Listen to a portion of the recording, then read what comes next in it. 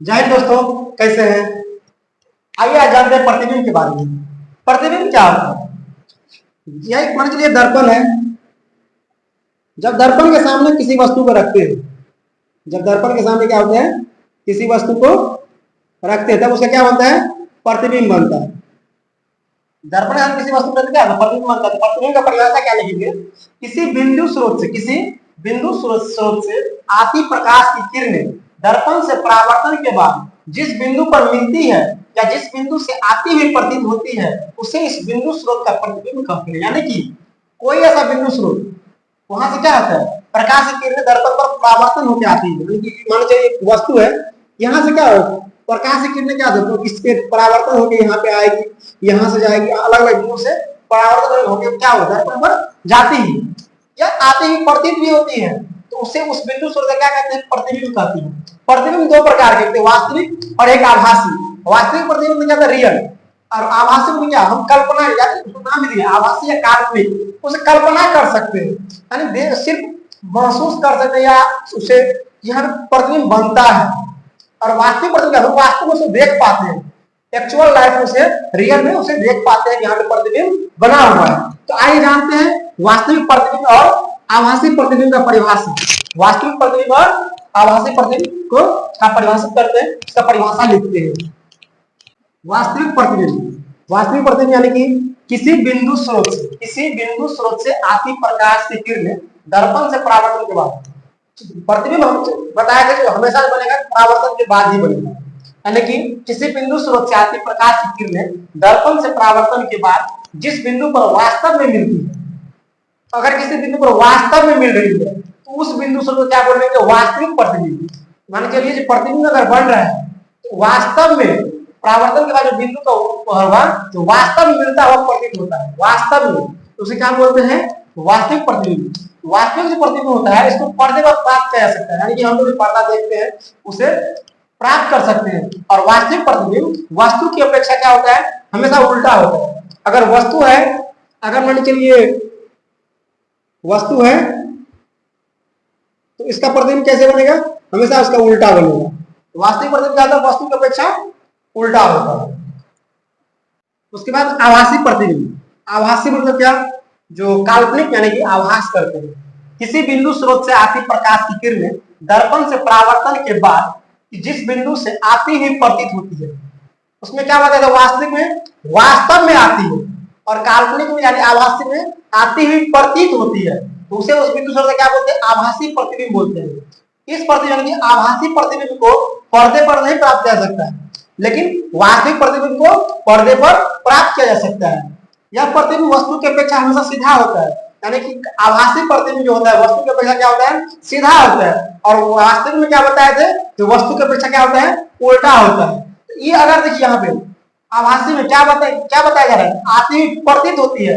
अगर आती हुई प्रतीत होती है, इसे कैसे दिखाएंगे? इसे या तो बिंदु से दिखाएं या टूटी हुई रेखा से इसको इस प्रकार से दिखाएंगे, जैसे इस यहाँ पे बन रहा है, यानी डॉटेड लाइन, यानी बिंदु से दिखाएंगे, टूटी हुई रेखाओं से इसको दिखाया इस प्रतिबिंब को। दोनों में अगर क्या है अंतर? वास्तविक प्रतिबिंब जो होता है उसे वास्तव में आता है, वहां से जो परावर्तन के बाद किरण क्या आता है, वास्तव में आता है। और आभासी में आती हुई प्रतीत होती है। वास्तविक प्रतिबिंब को पर्दे पर प्राप्त कर सकते हैं, लेकिन वास्तविक आभासी को क्या करते हैं? पर्दे पर नहीं प्राप्त कर सकते हैं। वास्तविक प्रतिबिंब क्या होता है? वस्तु की अपेक्षा हमेशा उल्टा होता है, और आभासी प्रतिबिंब क्या होता है? वस्तु की अपेक्षा हमेशा सीधा होता है। उसके बाद क्या है? समतल दर्पण द्वारा बने प्रतिबिंब की विशेषताएं। हम लोग डेली यूज में समतल दर्पण का उपयोग करते हैं, तो उसका विशेषता जान लेते हैं। समतल दर्पण में प्रतिबिंब जो बनता है कैसे बनता है, उसमें क्या खासियत होता है जानते हैं। प्रतिबिंब दर्पण के पीछे बनते हैं। समतल दर्पण जो होता है, समतल दर्पण का रखेंगे तो उसमें जो प्रतिबिंब बनता है दर्पण के पीछे बनता है, यानी प्रतिबिंब का आकार वस्तु के आकार के बराबर होता है। प्रतिबिंब का आकार यानी कि जितना बड़ा वस्तु होगा उतना बड़ा ही प्रतिबिंब बनेगा। प्रतिबिंब वस्तु के अपेक्षा बनता है, तो जैसा प्रतिबिंब वस्तु रहेगा वैसा ही उसका प्रतिबिंब बनता है, सीधा प्रतिबिंब बनता है। और प्रतिबिंब पार्श्विक रूप से उल्टा होता है। पार्श्विक रूप क्या होता है?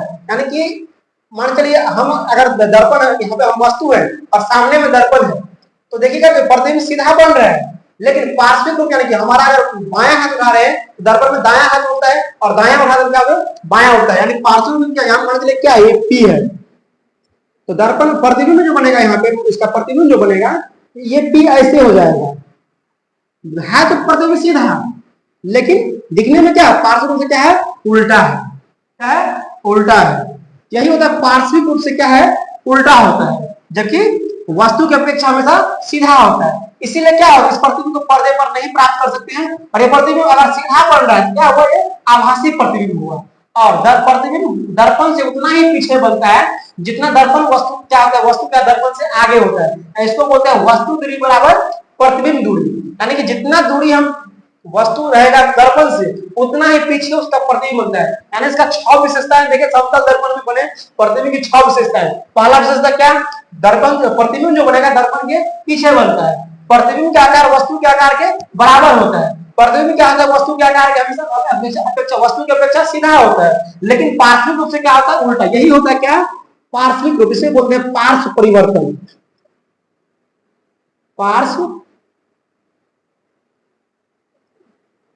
परिवर्तन यानी कि देखने में तो उसका अपेक्षा सीधे है, लेकिन अगर इसमें दायां साइड है तो बायां साइड हो जाता है, और बायां साइड तो क्या होता है, दायां साइड हो जाता है। तो प्रतिबिंब पार्श्विक रूप से क्या होता है, उल्टा होता है। प्रतिबिंब आभासी होता है, आभासी होने के कारण क्या करते हैं, पर्दे पर नहीं प्राप्त कर सकते हैं। और प्रतिबिंब दर्पण से उतना ही पीछे बनता है जितना वस्तु क्या होता है, दर्पण से आगे होता है। उसी को शॉर्टकट में बोलेंगे वस्तु दूरी बराबर प्रतिबिंब की दूरी। और ये हमेशा वस्तु दूरी प्रतिबिंब दूरी किसके लिए याद रखेंगे, समतल दर्पण के लिए याद रखेंगे।